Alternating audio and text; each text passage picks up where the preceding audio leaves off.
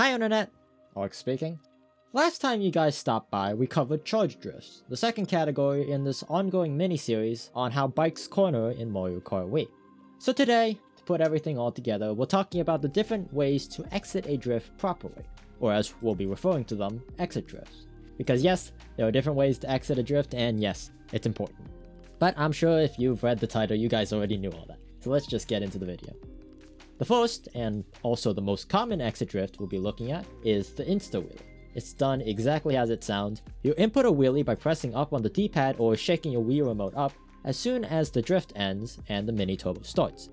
Due to the way Mario Kart Wii keeps speed really well when you use the mini turbo boost to flow into your wheelie speed, this is the primary options for a lot of turns in a time trial or front run setting. The catch, however, is unlike a lot of other techniques in this game, Insta Wheelies require a lot of muscle memory and just raw practice. No, not the action of pressing up on the D-pad, that's not what I'm talking about. I mean getting the alignment after the turn quickly and accurately. I've personally tutored a decent amount of players, and this is by far the most common roadblock that most beginners struggle with. My recommendation to learn how to do Insta Wheelies is to practice time trials on courses like Bowser's Castle 3, where the angles are pretty easy to learn and the straights are not that long. And once you get a feel for that, move on to N64 Bowser's Castle, where the straights are a little bit longer, then start learning every track, starting with the running tracks all the way down to luck tracks.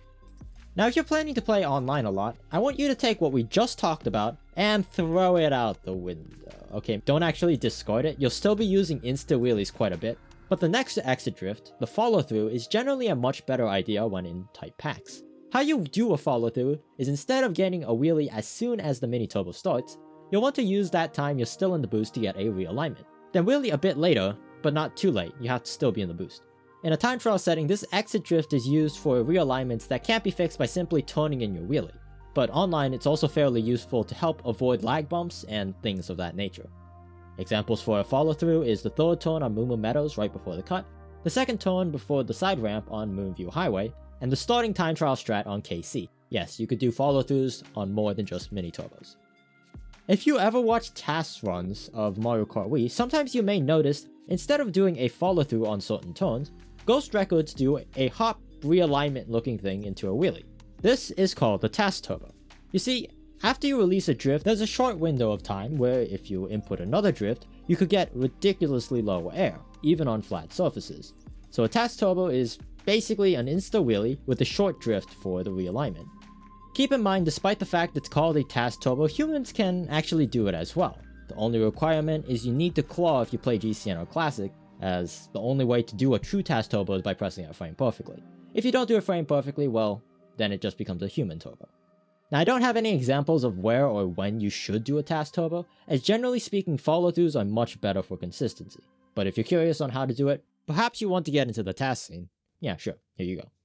The last exit drift we'll be covering today isn't really an exit drift. You know how I said if you do a drift into another drift quickly enough, you'll get low air? Well, that's the basic idea and principle of what a chain drift is. By releasing, then either buffering a chain drift with a wheelie or with fast timing, you could link drifts together over long spirals or turns. Now, like I said literally 5 seconds ago, there are two ways to do a chain drift, wheelie buffers or timing it. The easiest way to do it is by buffering a wheelie, then pressing the drift button. The timing is quite tight, but because you create a buffer using the wheelie, it's a little more forgiving.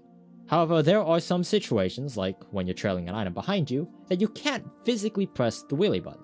So when you're in this situation, you have to do the chain drift, I guess legitimately, you actually have to time it. Heads up though, it's a frame perfect trick, which because Mario Kart Wii runs at 60 frames per second, you have a window of 1/60th of a second to input a proper chain drift. I'd recommend going to a wide open space, like ASDF course if you have CTGP and they haven't removed it yet, and practice getting both kind of chain drifts. If you're a complete beginner, remember to give it plenty of time. You won't be getting this consistently in a few short hours, but if you keep it up, you'll eventually get it.